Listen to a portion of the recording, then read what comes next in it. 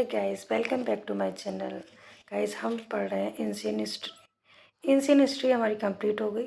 अब हम पढ़ रहे हैं मिडिवल हिस्ट्री ऑफ इंडिया।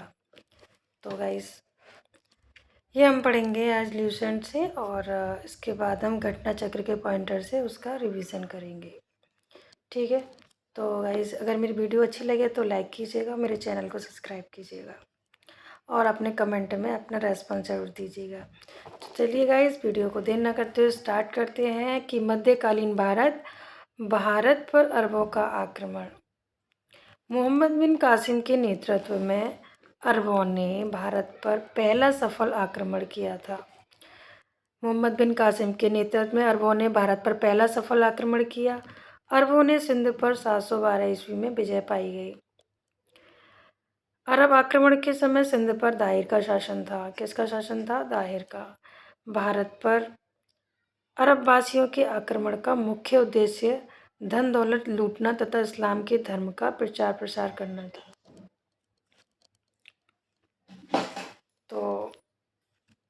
तो भारत पर अरब वासियों के आक्रमण का मुख्य उद्देश्य क्या था? धन दौलत को लूटना और अपने इस्लाम का प्रचार प्रसार करना। इसके बाद में महमूद गजनी, मोहम्मद बिन कासिम के बाद में महमूद गजनी आया। 932 ईस्वी में अलप्तगीन नाम एक तुर्क सरदार गजनी साम्राज्य की स्थापना की। 932 ईस्वी में अलप्तगीन नामक एक तुर्क सरदार गजनी ने साम्राज्य की स्थापना की, गजनी साम्राज्य की स्थापना की। ठीक है, जिसकी राजधानी क्या थी? गजनी थी। अलप्तगीन की मृत्यु के पश्चात कुछ समय तक गजनी में प्रीतिगीन ने शासन किया। किसने शासन किया? प्रीतगीन ने। इसी के शासनकाल 972 से 977 ईस्वी में सर्वप्रथम भारत पर आक्रमण किया गया। प्रथम तुर्क आक्रमण के समय पंजाब में शाही वंश का शासक जयपाल शासन कर रहा था। अलप्तगीन का गुलाम तथा दामाद सुबुक्तगीन 977 ईस्वी में गजनी की गद्दी पर बैठा। महमूद गजनी सुबुक्तगीन का पुत्र था। महमूद गजनी कौन था?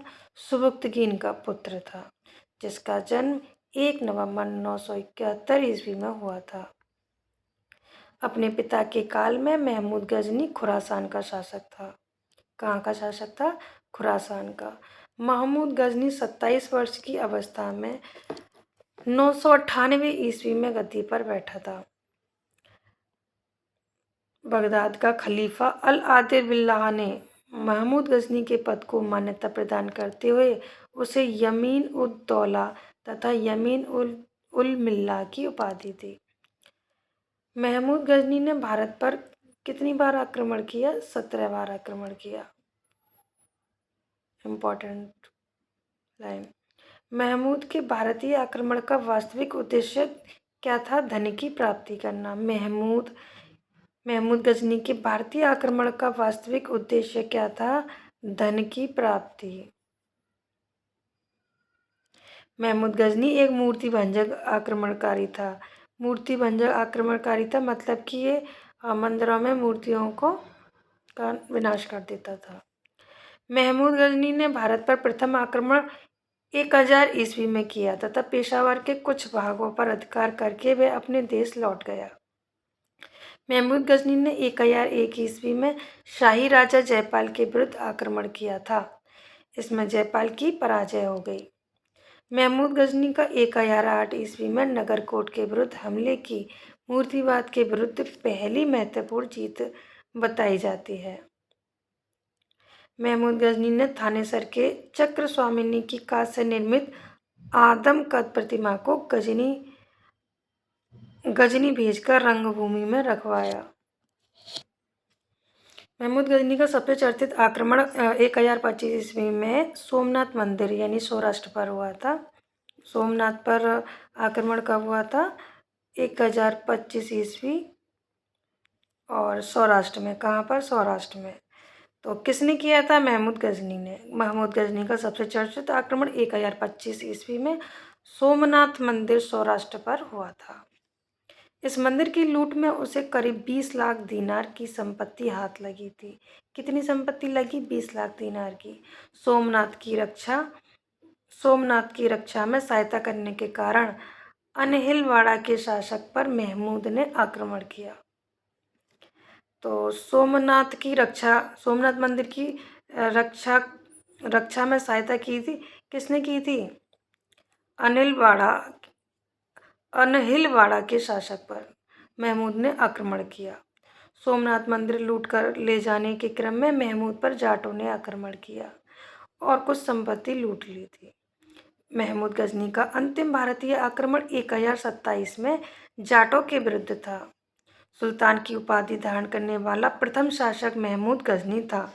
वह कौन सा शासक था जिसने सुल्तान की उपाधि धारण की थी? वह कौन सा प्रथम शासक था? तो वो था आपका महमूद गजनी। महमूद की सेना में सेवद राय एवं तिलक जैसे हिंदू उच्च पदों पर आसीन थे। महमूद गजनी की मृत्यु 1030 में हो गई। अलबरूनी, फिरदौसी, उलवी तथा फारूकी महमूद गजनी के दरबार में रहते थे। अलबरूनी, फिरदौसी, उलवी तथा फारूकी महमूद गजनी के दरबार में रहते थे। अगला शासक आया मोहम्मद गौरी।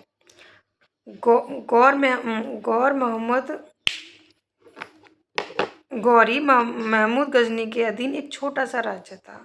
गौर जो था महमूद गजनी के अधीन एक छोटा सा राज्य था। 1173 ईस्वी में शहाबुद्दीन मोहम्मद गौर का शासक बना।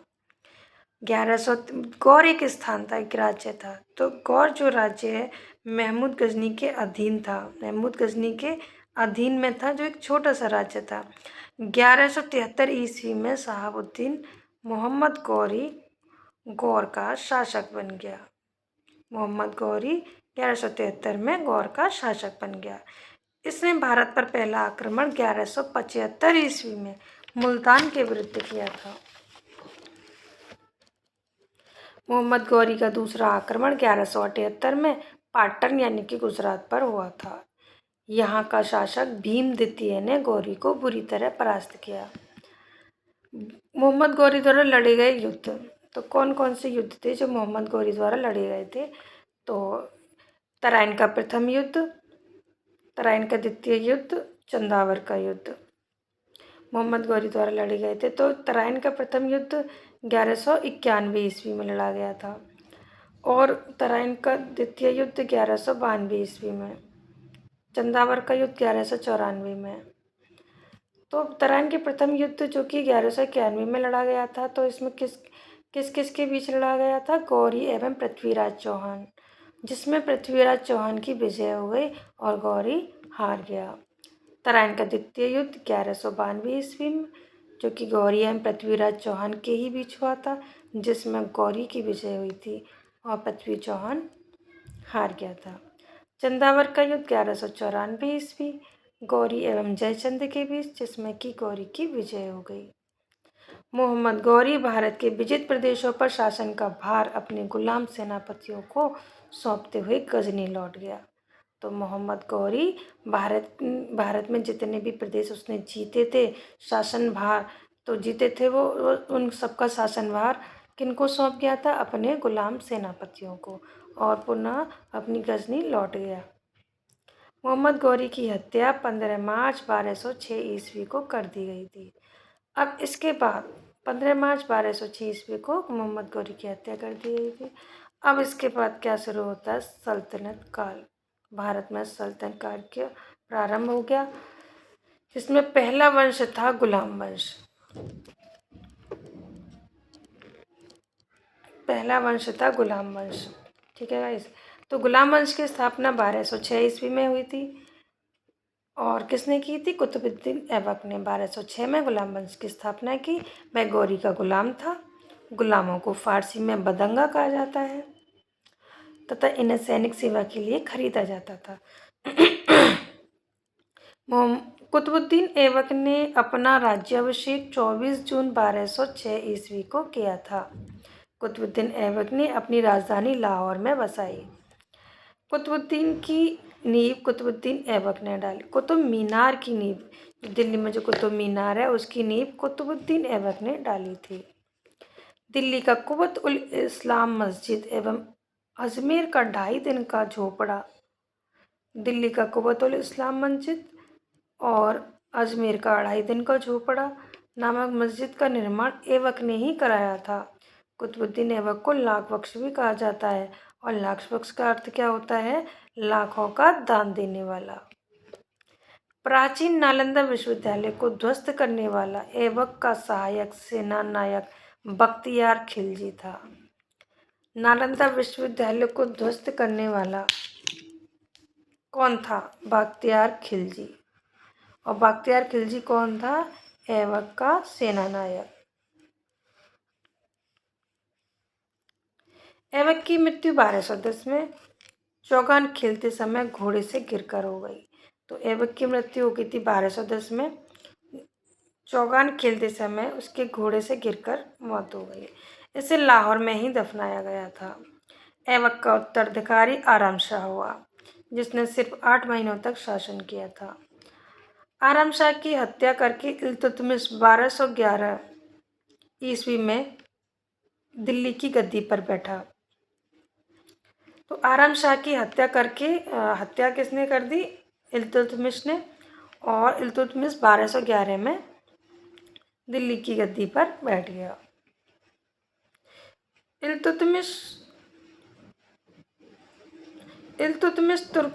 तुर्किस्तान का इल्वी तुर्क था, जो कि ऐबक का गुलाम था एवं दामाद था। तो इल्तुतमिश कौन था? तुर्किस्तान का इल्वरी तुर्क था। साथ ही ऐबक का एक गुलाम था और उसका दामाद भी था। ऐबक की मृत्यु के समय वह बदायूं का गवर्नर था। इल्तुतमिश लाहौर से राजधानी को स्थानांतरित करके दिल्ली लाया। इल्तुतमिश अपनी राजधानी लाहौर से स्थानांतरित करके दिल्ली लाया। इसने हौज सुल्तानी का निर्माण दिल्ली कोयना के निकट करवाया था। इसने हौज सुल्तानी का निर्माण दिल्ली कोयना के निकट करवाया था। इल्तुतमिश पहला शासक था जिसने 1229 ईस्वी में बगदाद के खलीफा से सुल्तान पद की वैधानिक स्वीकृति प्राप्त की। इस बारिश हो रही है, आवाज़ आ रही होगी आपको। इल्तुतमिश की मृत्यु अप्रैल 1236 ईस्वी में हो गई थी। चंगेज़ खान से बचने के लिए ख्वारिज़्म के सम्राट जलालुद्दीन को इल्तुतमिश ने अपने यहाँ शरण नहीं दी। इल्तुतमिश के बाद उसका पुत्र रुकनुद्दीन फिरोज गद्दी पर बैठा। वह एक अयोग्य शासक था। इसके अल्पकालीन शासन पर उसकी मां शाह तुर्कान छाई रही। शाह तुर्कान के अवांछित प्रभाव से परेशान होकर तुर्की अमीरों ने रुकनुद्दीन को हटाकर रजिया को सिंहासन पर आसीन किया। इस प्रकार रजिया बेगम प्रथम मुस्लिम महिला थी जिसने शासन की बागडोर संभाली। रजिया ने पर्दा प्रथा का त्याग कर तथा पुरुषों की तरह चोगा, काबा एवं कुल्हा टोपी पहनकर राज दरबार में खुले मुंह से जाने लगी। क्योंकि वो वहाँ की सम्राट बन गई, पहली मुस्लिम शासिका बन गई, तो उसे अपना बुर्खा, ये पर्दा वगैरह हटाना पड़ा। तो रजिया ने पर्दा प्रथा को त्याग कर पुरुषों की तरह चोगा या कहवा या टोपी, कुल्हा होता है, कुल्हा नाम से, उसे पहनकर राज दरबार में खुले मुंह से जाने लगी। रजिया ने मलिक जमालुद्दीन याकूत को अमीर अखूर घोड़े का सरदार नियुक्त किया। तो घोड़े का सरदार किसको नियुक्त किया? अमीर अखूर को। गैर तुर्कों को सामंत बनाने के रजिया के प्रयासों से तुर्की अमीर विरुद्ध हो गए और उसे बंदी बनाकर दिल्ली की गद्दी पर मुइजुद्दीन बहराम शाह को बैठा दिया। रजिया की शादी अल्तुनिया के साथ हुई। इसने शादी करने के बाद रजिया से पुनः गद्दी प्राप्त करने का प्रयास किया। किसने? उसके पति ने। लेकिन वह असफल रहा। रजिया की हत्या 13 अक्टूबर 1240 ईस्वी को डाकुओं के द्वारा कैथल के पास कर दी गई। बहराम शाह को बंदी बनाकर उसकी हत्या की गई। 1242 में हत्या की गई। बहराम शाह के बाद दिल्ली का सुल्तान अलाउद्दीन मसूद शाह 1242 में बना। बलबन ने षड्यंत्र के द्वारा 1246 ईस्वी में अलाउद्दीन मसूद शाह को सुल्तान के पद से हटाकर नासिरुद्दीन महमूद को सुल्तान बना दिया। नासिरुद्दीन महमूद ऐसा सुल्तान था जो कि टोपी सीकर अपना जीवन निर्वाह करता था। बलबन ने अपनी पुत्री का विवाह नासिरुद्दीन महमूद के साथ किया। बलबन का वास्तविक नाम बहाउद्दीन था। वह इल्तुतमिश का गुलाम भी था। तुर्कान ए चहलगानी का विनाश बलबन ने ही किया था। बलबन ने 1266 ईस्वी में गियासुद्दीन बलबन के नाम से दिल्ली की गद्दी पर बैठा। यह मंगोलों के आक्रमण से दिल्ली की रक्षा करने में सफल रहा। राज दरबार में सिजदा एवं पापोस प्रथा की शुरुआत बलबन ने की थी। तो सिजदा एवं पापोस की प्रथा किसने शुरू की? बलबन ने की थी। बलबन ने फारसी रीति रिवाज पर आधारित नवरोज उत्सव को प्रारंभ करवाया। तो नवरोज उत्सव को प्रारंभ किसने? बलबन ने ही करवाया। बलबन ने ही सिजदा पापोस की प्रथा शुरुआत की। अपने विरोधियों के प्रति बलबन ने कठोर नीति का पालन किया जिसका नाम था लौह रक्त नीति। नासिरुद्दीन महमूद ने बलबन को उलूम खां की उपाधि थी। नासिरुद्दीन शाह ने उलूम खां की उपाधि दी किसको? बलबन को। नासिरुद्दीन महमूद ने बलबन को उलूम खां की उपाधि प्रदान की। बलबन के दरबार में फारसी के प्रसिद्ध कवि अमीर खुसरो एवं अमीर हसन रहते थे। बलबन के दरबार में अमीर खुसरो किसके दरबार में थे? बलबन के में। और अमीर हसन भी बलबन के दरबार में ही थे। गुलाम वंश का अंतिम शासक था शम्सुद्दीन कैमूर था। गुलाम वंश का अंतिम शासक शम्सुद्दीन कैमूर था। इसके बाद खिलजी वंश की स्थापना हो गई। एक छोटी सी नज़र अमीर खुसरो के ऊपर डाल लेते हैं कि अमीर खुसरो बलबन के शासनकाल में था, दरबारी कवि था। अमीर खुसरो का मूल नाम मोहम्मद हसन था। उसका जन्म पटियाली पश्चिमी उत्तर प्रदेश में बदायूं के पास में 1253 ईस्वी में हुआ था। अमीर खुसरो से रिलेटेड क्वेश्चन आ चुका है और आगे भी आने की संभावना है। खुसरो प्रसिद्ध सूफी संत शेख निजामुद्दीन औलिया के शिष्य थे। वे बलबन से लेकर मोहम्मद तुगलक तक दिल्ली सुल्तानों के दरबार में रहे। इन्हें तूतीय हिंद कहा जाता है। इसका अर्थ है भारत का तोता। भारत का तोता या तूतीय हिंद के नाम से भी जाना जाता है। सितार एवं तबले के आविष्कार का श्रेय अमीर खुसरो को ही जाता है। ठीक है, तो गाइस आज हम यहीं तक पढ़ेंगे। वीडियो बहुत लंबा हो रहा है और बारिश भी हो गई है, थोड़ा सा डिस्टर्बेंस हो रहा है। तो अगर मेरी वीडियो उपयोगी लगी, आपको अच्छी लगे, तो मेरी वीडियो को लाइक कीजिएगा, मेरे चैनल को सब्सक्राइब कीजिएगा और कमेंट में अपना रेस्पॉन्स भी ज़रूर दीजिएगा। नेक्स्ट वीडियो तक के लिए आप अपना स्वास्थ्य का ध्यान रखें। Bye bye, take care.